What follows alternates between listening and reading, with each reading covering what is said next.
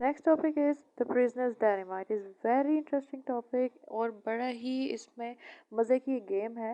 ये आप macro economics में पढ़ चुके होंगे ऑलरेडी। इसमें वो बता रहे हैं जी, दो चोर होते हैं जो पकड़े जाते हैं, उनको पुलिस जो है वो डिफरेंट रूम्स में कैद कर देती है। वो अलग अलग है, आपस में वो इंटरेक्ट नहीं कर सकते। पुलिस जो है वो दोनों को अलग अलग जाके कहती है कि अगर तुम कन्फेस कर लो, अपने जुर्म का इतराफ़ कर लो और दूसरे बंदे को पकड़वा दो, और दूसरा बंदा जो है वो डिनाई कर जाएगा, तो ऐसी सूरत में ये होगा कि जो कन्फेस कर रहा है वो उसको हम आज़ाद कर देंगे, जो डिनाई कर रहा है उसको 6 महीने की जेल हो जाएगी। और अगर ऐसा हो जाए कि उसने इतराफ़ कर लिया, कन्फेस कर लिया और तुम डिनाई कर रहे हो, तो वो आज़ाद हो जाएगा और तुम्हें 6 महीने की जेल होगी। नेक्स्ट जो ऑप्शन उसको देते हैं कि अगर ये दोनों जो है डिनाई कर जाएंगे तो दोनों को सिर्फ टेक्निकल बेस पर ही जो है वो जेल में डाला जाएगा, जो कि वो कार्रवाई के दौरान कोई मसले हुए थे, इस वजह से उनको 1 1 महीने की जेल होगी। लेकिन अगर दोनों कन्फेस कर जाए तो दोनों को 3 3 महीने की जेल काटनी पड़ेगी। अब उनको सिर्फ इतना ही बताया जाता है कि आप या तो कन्फेस करें या डिनाई करें, और अगर आप कन्फेस करेंगे और दूसरा डिनाई कर गया तो आपको आज़ादी मिल जाएगी, और अगर आपने डिनाई किया और दूसरे ने कन्फेस कर लिया तो आपको 6 महीने की जेल काटनी पड़ेगी।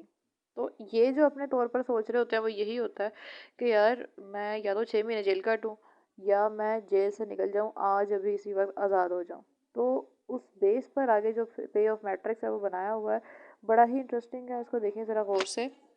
बेसिक लॉजिक इसका वही है। अब इसमें देखें जी, प्रिजनर्स डायलेमा का आपका आ गया है पे ऑफ मैट्रिक्स। अब इसमें नेगेटिव साइन उन्होंने क्यों लगाए हैं, क्योंकि जो यूटिलिटीज़ हैं यहाँ पर वो नेगेटिव हैं, जेल जाने से ताल्लुक़ है, तो इस वजह से नेगेटिव साइन लगाया है कि ये बुरे रिवॉर्ड्स हैं जो इनको यहाँ पर मिल रहे हैं। ठीक है, अब देखें स्ट्रेटजी कैसे बनती है कि अगर one person will make a strategy predicting what the other person will do to him. ठीक है, और प्लेयर बी, अगर तो प्लेयर बी जो है वो सोच रहा है, अलग कमरे में जेल में बंद है और वो सोच रहा है कि अगर मैं कन्फेस कर दूं, ठीक है, अगर मैं कन्फेस कर दूं और दूसरा बंदा कर दे डिनाई, तो मेरा फ़ायदा है। उसका रिवॉर्ड क्या है, -3 और 0। प्लेयर बी का रिवॉर्ड, अगर वो कन्फेस कर ले तो या तो उसको 3 साल की जेल, 3 महीने की जेल होगी, या उसको 0 मंथ्स की जेल होगी, वो फ्री हो जाएगा। उसको नहीं पता कि ए क्या चूज़ करने वाला है, ये उसकी अपने तौर पे वो सोच रहा है। वो कह रहा है कि अगर मैं डिनाई कर दूं तो मुझे या तो 6 महीने जेल में काटने पड़ेंगे या 1 महीना जेल में काटना पड़ेगा अगर दूसरा बंदा कन्फेस या डिनाई कर दे। ठीक है, तो ये जो है ना, ऊपर से ये वर्टिकली जो आपके हैं right left side, sorry right side पे जो आपके रिवॉर्ड्स हैं प्लेयर बी के हैं। ठीक है, और जो है ना, दोनों रिवॉर्ड्स जो फर्स्ट दिए गए हैं वो हैं ए के, जो मैंने डॉट से शो किए हैं। अच्छा जी, अब देखें, बेसिक लॉजिक मैट्रिक्स को पढ़ने का वही है कि दोनों जिस पर कन्फेस कर दें, ठीक है, दोनों क्या कर दें, ये कन्फेस कर दें, तो ये वाला है जो पे ऑफ मैट्रिक्स आपका यहाँ पर बनेगा इक्विलिब्रियम, यानी कि दोनों को 3 3 महीने की जेल होगी। अगर दोनों, एक बी जो है डिनाई कर दे और ए कन्फेस कर दे, तो 0 होगा जेल टाइम ए का, यानी ए फ्री हो जाएगा, और जो बी है उसको 6 महीने की जेल होगी। अगर बी जो है वो कन्फेस करे और ए डिनाई कर दे, तो जो कन्फेस करेगा बी उसको क्या मिलेगा, 0 जेल टाइम, यानी कि वो आज़ाद हो जाएगा और 6 महीने की जेल आएगी बी ए के सर पे। अब देखो, अगर जो बी है वो डिनाई कर दे और जो ए है वो भी डिनाई कर दे, दोनों ही इनकार कर दें, तो ये उनका भला हो जाएगा इस तरह से कि दोनों को सिर्फ 1 1 महीने की जेल होगी। टेक्निकल बेस पे उन पे कोई क्रिमिनल चार्जेस नहीं लगेंगे, सिर्फ 1 1 महीने की जेल होगी।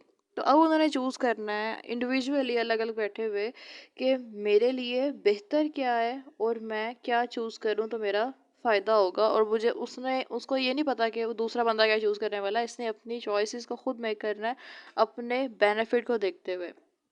अब देखो कि बी के लिए जो बेहतर स्ट्रेटजी है वो क्या होगी, डोमिनेंट स्ट्रेटजी क्या होगी बी के लिए, कि अगर मैं कन्फेस करूं, ठीक है, बी सोच रहा है कि अगर मैं कन्फेस करूं और दूसरा बंदा जो है वो डिनाई कर जाए तो मैं आज़ाद हो जाऊंगा, या अगर मैं कन्फेस करूं, अगर दूसरा बंदा कन्फेस कर चुका है और मैं डिनाई कर दूं तो मुझे 6 महीने की कैद होगी। ठीक है, अब वो अपने दो ऑप्शंस देख रहा है, कन्फेस और डिनाई। ये बी के पास ऑप्शंस हैं कि मैं कन्फेस करूं या डिनाई करूं। अगर वो कन्फेस करे और जो दूसरा बंदा वो कन्फेस कर चुका है तो उसको सिर्फ 3 महीने की जेल होगी। और अगर ये कन्फेस करे और दूसरा बंदा डिनाई कर दे तो उसको क्या फ़ायदा है, ज़ीरो जेल टाइम होगा, बहुत ज़्यादा हो जाएगा।